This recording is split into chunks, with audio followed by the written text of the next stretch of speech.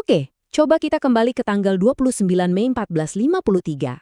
Fajar baru aja menyingsing di atas sebuah kota yang, wah, legendaris banget.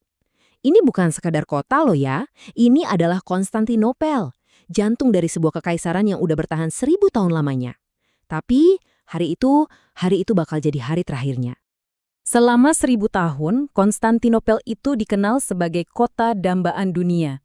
Bayangin aja, dia itu pusatnya kekaisaran Bizantium yang super megah, pewaris langsung dari Romawi, dan bisa dibilang benteng terkuat bagi dunia Kristen saat itu. Nah, kekaguman orang-orang pada zaman itu tuh tergambar jelas banget dari kata-kata vulture ini. Tapi itu kan impiannya. Kenyataannya di tahun 1453, kemegahan itu udah lama pudar. Kota yang tadinya super ramai, sekarang populasinya anjlok. Dari yang tadinya kota terkaya, sekarang cuma kayak kumpulan desa di dalam tembok kuno.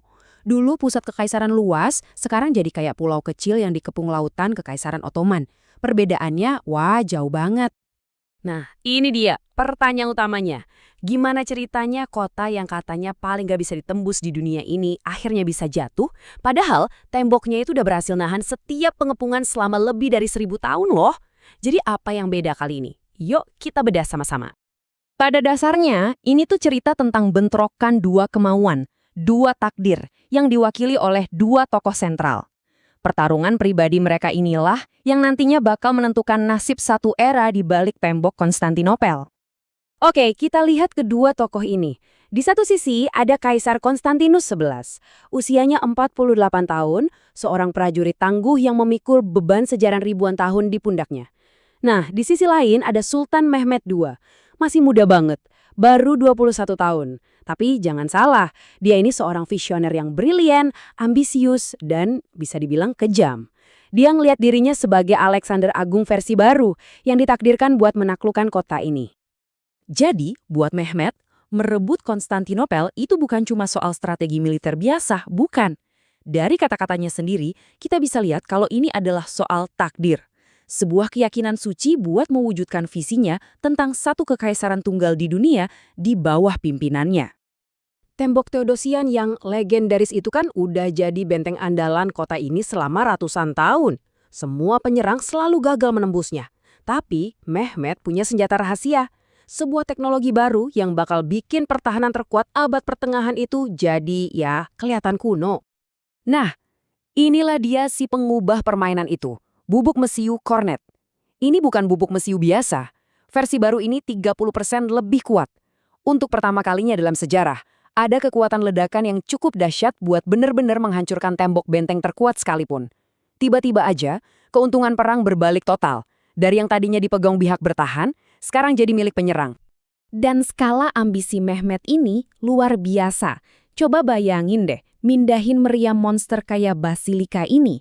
Panjangnya lebih dari 27 kaki, butuh 60 sapi dan lebih dari 200 orang cuma buat narik doang. Bahkan harus ada tim khusus di depan buat meratakan jalan dan bangun jembatan. Saking beratnya, meriam ini cuma bisa gerak sekitar 2,5 mil per hari. Fakta bahwa mereka berhasil ngelakuin ini nunjukin betapa kuatnya tekad dan rapinya organisasi pasukan Ottoman. Meriam itu sendiri udah jadi pesan, kami datang dan kami serius. Akhirnya, di bulan April 1453, sampailah pasukan raksasa Ottoman di depan tembok Konstantinopel. Coba deh Anda bayangin jadi prajurit yang lagi berjaga di atas tembok.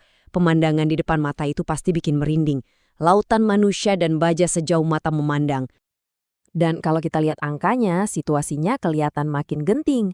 Ini beneran kayak pertarungan David lawan Goliat. Di satu sisi cuma ada sekitar 8.000 prajurit bertahan. Di sisi lain, pasukan penyerang yang jumlahnya bisa sampai 200.000 orang. Perbandingannya, wah, hampir mustahil kan? Kaisar Konstantinus sendiri sadar betul betapa tipisnya harapan mereka. Kanselirnya, George Francis, udah ngasih laporan jumlah pasukan, dan hasilnya suram banget. Saking suramnya, Konstantinus sampai memerintahkan agar angka sebenarnya dirahasiakan dari publik. Tujuannya, biar semangat tempur rakyatnya nggak langsung anjlok.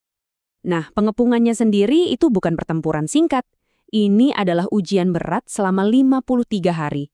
Bayangin, 53 hari penuh dengan bombardir tanpa henti, serangan bertubi-tubi, dan perang urat syaraf yang benar-benar menguji batas ketahanan manusia.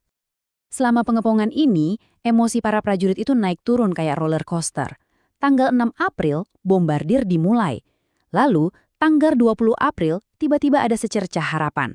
Beberapa kapal dari Genoa secara ajaib berhasil nerobos blokade laut Ottoman. Wah, semua orang bersorak. Tapi, euforianya cuma sebentar. Cuma 2 hari kemudian, Mehmet melakukan sesuatu yang gak masuk akal. Dia mindahin 70 kapalnya lewat darat, langsung masuk ke Teluk Tanduk Emas, dan ngelewatin rantai pertahanan. Ini pukulan telak buat mental para prajurit. Dan puncaknya, tanggal 24 Mei, muncul cahaya aneh di atas kubah Hagia Sophia, yang ditafsirkan sebagai pertanda Tuhan telah meninggalkan mereka. Moral langsung hancur. Akhirnya, setelah hampir 2 bulan, momen penentuan itu tiba. Mehmet memerintahkan serangan terakhir, serangan habis-habisan. Serangan ini dilancarkan sebelum fajar, dalam gelap, untuk memanfaatkan kondisi para prajurit bertahan yang sudah sangat kelelahan. Dan di saat paling genting, keberuntungan berbalik. Giovanni Giustiniani, komandan Genoa yang brilian dan bisa dibilang otaknya pertahanan kota, tiba-tiba kena pecahan peluru. Dia terluka parah. Saat Giustiniani ditarik mundur dari garis depan, itu memicu kepanikan. Semangat para prajurit yang udah di ujung tanduk akhirnya runtuh. Lalu terjadilah satu kesalahan sepele yang fatal. Sebuah gerbang kecil di tembok yang seharusnya dikunci setelah serangan kecil-kecilan ternyata lupa dikunci. Celah kecil inilah yang ditunggu-tunggu pasukan Ottoman. Beberapa prajurit melihatnya, mereka langsung menyerbu masuk dan tiba-tiba saja musuh sudah ada di belakang garis pertahanan utama. Sadar kalau semuanya sudah berakhir, Kaisar Konstantinus XI, sang kaisar Romawi terakhir, melakukan hal yang heroik.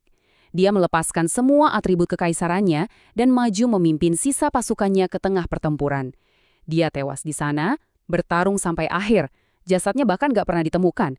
Dan dengan kematiannya, riwayat kekaisaran Romawi yang sudah berjalan 1.500 tahun resmi berakhir. Runtuhnya Konstantinopel ini bukan sekedar peristiwa lokal. Sama sekali bukan. Ketika berita yang tadinya dianggap mustahil ini menyebar, gelombang kejutnya terasa ke seluruh penjuru dunia. Peristiwa ini mengubah peta politik, agama, dan bahkan jalur perdagangan global. Reaksi dunia terbelah jadi 2. Di Venesia, orang-orang menangis histeris di jalanan.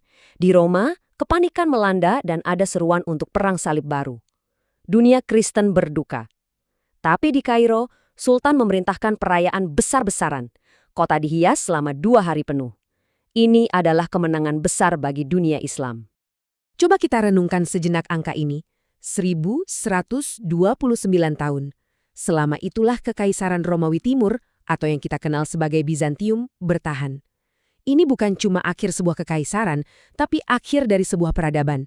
Jembatan terakhir yang menghubungkan dunia modern dengan dunia kuno akhirnya runtuh.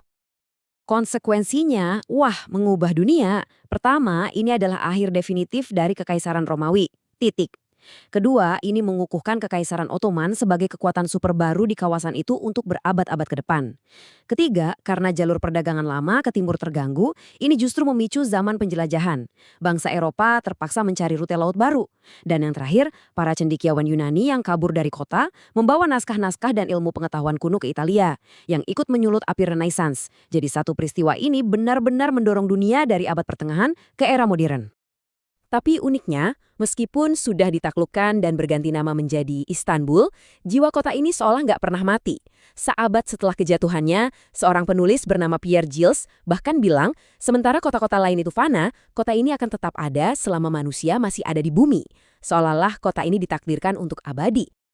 Kisah runtuhnya Konstantinopel ini menunjukkan bagaimana jatuhnya satu kota bisa menggambar ulang peta dunia. Ini jadi pengingat buat kita. Hal ini bikin kita bertanya-tanya, tembok apa, baik itu tembok fisik, ideologi, atau keyakinan yang kita anggap abadi hari ini, tapi mungkin saja bisa runtuh di masa depan.